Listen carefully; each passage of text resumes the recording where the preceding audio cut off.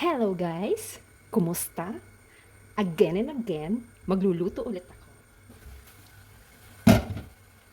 Ang lulutuin ko ngayon ay ensalata de riso. Di riso.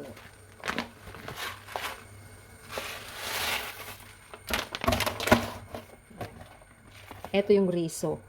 Bigas. Bali kalahating kilo lang yan.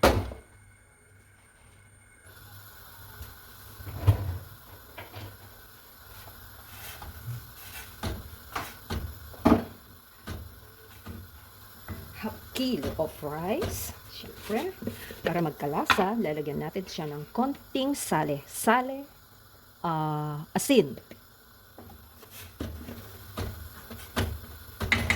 And then, isasabay ko na rin itong ating hotdog.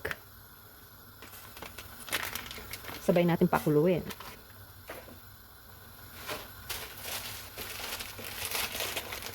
Siyempre, meron pa akong green peas sa freezer. Lalagyan natin ng green peas. Peace be with you. Peace be with you. Oh. Para sabay-sabay ng maluto. Takpan muna natin. Then, balikan natin mamaya. Ipopost ko muna. Then, play ulit mamaya. Habang pinapalambot ko ang aking riso, ang ating kanin, ang ating bigas, pagalualuhin muna natin itong ating mais. Yung mais na to, tira ko pa ng isang araw. Pero okay pa yan. Nag-slice din ako ng mozzarella cheese.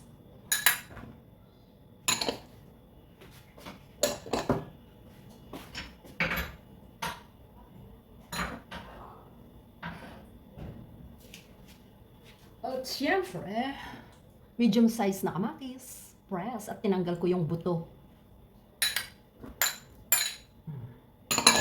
Ayan, lagyan natin ng isang lata ng tuna. Hirap bukusan. Oh my God. Ayan, din. Gosh. Gosh.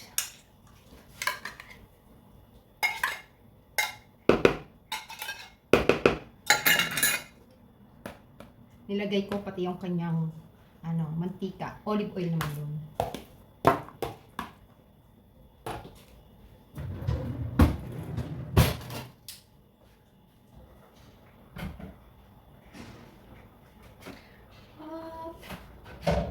Yung ating hotdog, kumukulo ka pa.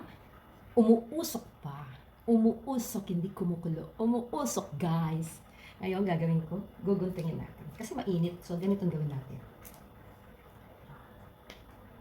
Mainit, bado mo dulas.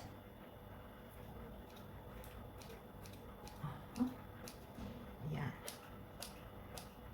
Mainit, kaya gunting-guntingin na lang.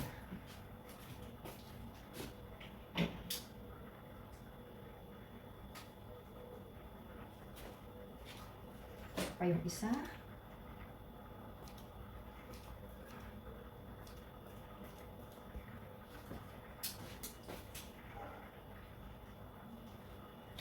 At ito pa yung isa.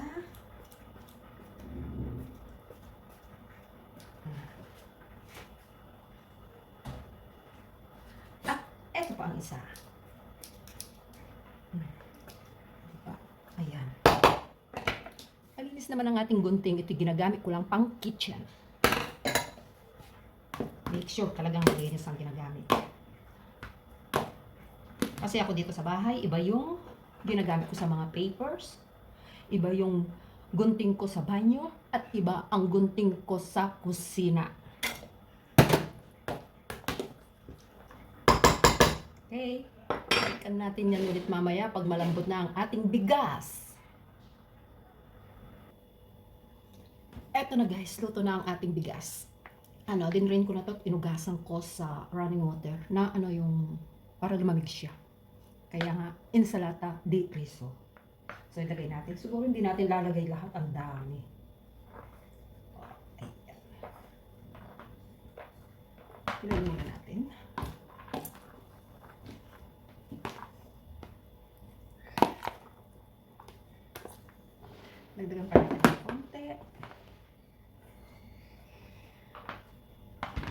Yan, at konting olive oil.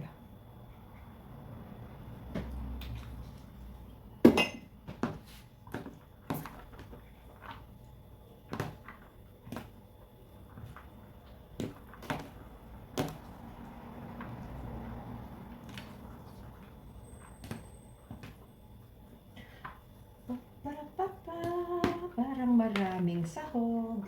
Ayan.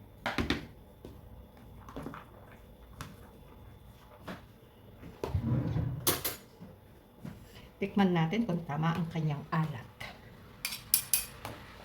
Kasi hindi pa ako naglagay ng asin dahil yung tuna ay maalat na yan. Tapos yung bigas natin habang pinakulo ko, ninalagyan ko na rin siya ng asin. Tikman.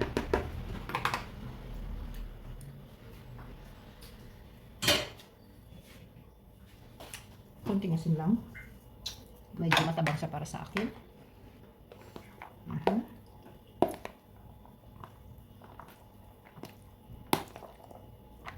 Ciao, ciao guys! Irarap ko muna at kakain na kami maya-maya. Ciao! Thank you for watching!